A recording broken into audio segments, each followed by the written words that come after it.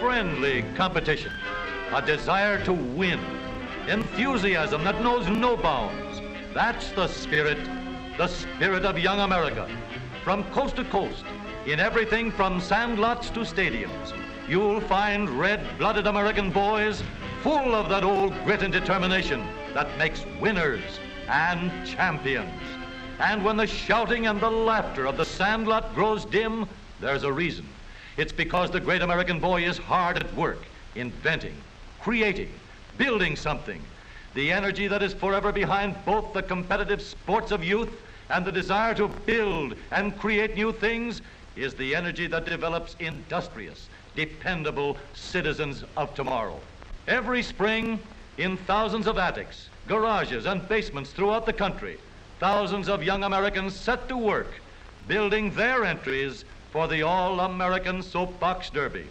The All-American is the greatest amateur sporting event in the world because it combines both the ingenuity and creative spirit of young America with the natural racing and sporting instincts of boys of all ages. Every boy, everywhere, between the ages of 9 and 15 is eligible for this great race.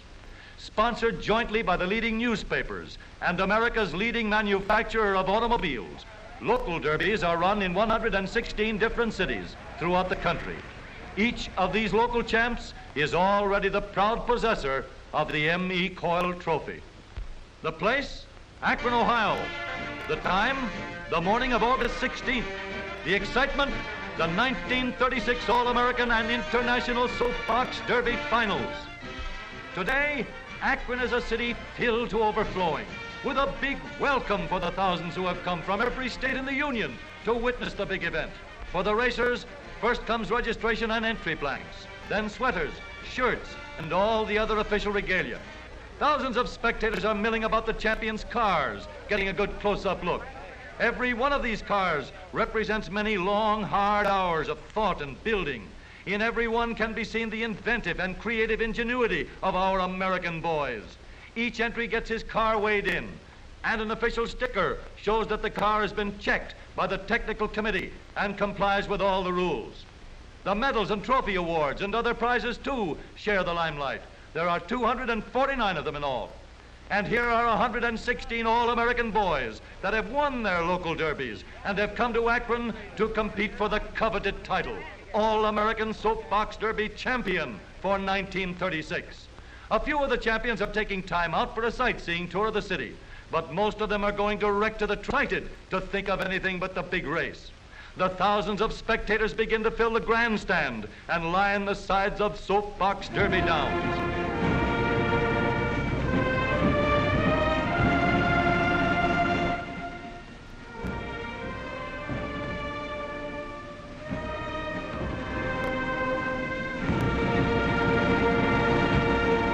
No racetrack in the world is more colorful than this, and yet it's just for boys, all-American boys. At the top of the hill are the racing pits, where the cars are given the final going over for the big race. Here they are, all set for the first heat. There will be 39 heats run off first, then the winners of these will be grouped and eliminated until only 5 boys are left. The technical committee stands ready on the bridge. Here they go. Look at those cars travel. It's going to be close. Here's the finish. What a race, but that's only the beginning. From now on, they're going to follow one ride after the other. Maybe you'd like a ride down the track. All right, let's go.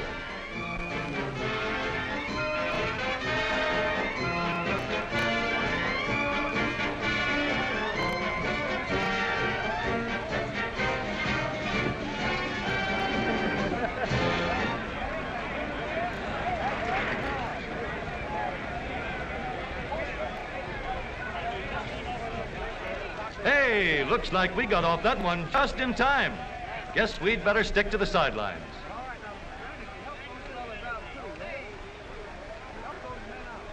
Here are Graham McNamee and Tom Manning getting ready to broadcast over a great nationwide hookup. And millions of people all over the country are listening. Behind the roar of the crowd is the clickety-clack of the typewriters and telegraph keys. Stories of the race flashing over the wires. Pictures, too, both for the newspapers and newsreels. Harry Hartz and Wild Bill Cummings, famous race drivers, officiate at the finish line. Here goes another heat. Look at the body English on that start. But then everything's fair as long as he doesn't get off and push. Three boys straining with every muscle, living in 1 minute the climax to all the hopes and ambitions of months of preparation. What a story there is behind every boy and his racer. And now the last preliminary heats are over. Only 5 boys remain to fight it out for the coveted honor of being hailed the new champion. Onto the truck they go for the trip back up the hill. Away go the first 3.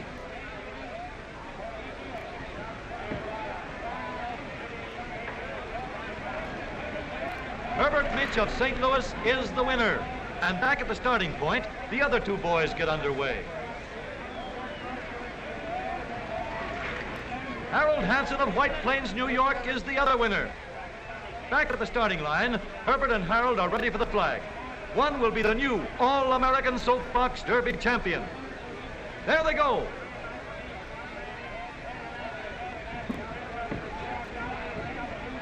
A new national champion, Herbert Minch of St. Louis, crosses the line, the winner. But Herbert can't rest on his laurels as yet.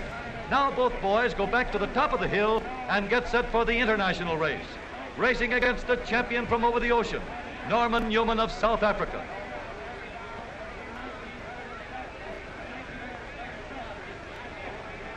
They're off.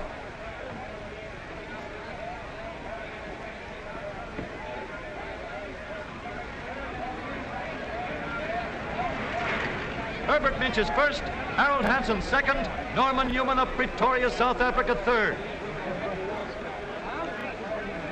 Mr. M.E. Coyle presents the first place trophy to the international champion while the other boys look on. As a fitting climax to a great day, there comes the big banquet and awarding of prizes. Here, every boy's a winner. For every driver in the All-American race gets his racing diploma, and among other prizes, a beautiful wristwatch with the Derby emblem embossed on the dial, a constant reminder of this great day in Akron. But the high spot of the banquet is the awarding of the prizes, medals, and trophies to the All-American and international winners. And to you, Herbert Minch, Jr. of St. Louis, it is my pleasure to present to you the first award in the All-American Soapbox Derby, a 4-year scholarship in any state university that you might select. And now to Harold Hansen of White Plains, New York. Harold, I have a letter here which entitles you to get your new car as second prize in the All-American Soapbox Derby. Thank you very much. Harold Hansen also receives the second place trophy for the international race. And to you, Robert Richards of Lima, Ohio, as a third award in the All-American Soapbox Derby, I hand you here a letter in which it entitles you to take, or to receive, rather, a standard coach of any color or description. John Tabor of Pittsburgh, Pennsylvania, is awarded the Charles F. Kettering Trophy for the best design car. Norman Newman from Pretoria, South Africa, who traveled over 8,000 miles for just this one race, receives the third place trophy for the international event. But even now, the other boys are working out plans for that 1937 entry. Perhaps a complete change in design, maybe more complete streamlining, or any of many other things a boy's mind can develop. It's a problem, all right, but all American boys, these boys of ours, are just the boys to solve it. The American boy will be hard at work from now until the starting gun is fired in 37. And he'll be in there fighting for all he's worth, fighting with that same old spirit that is building the Americans of tomorrow.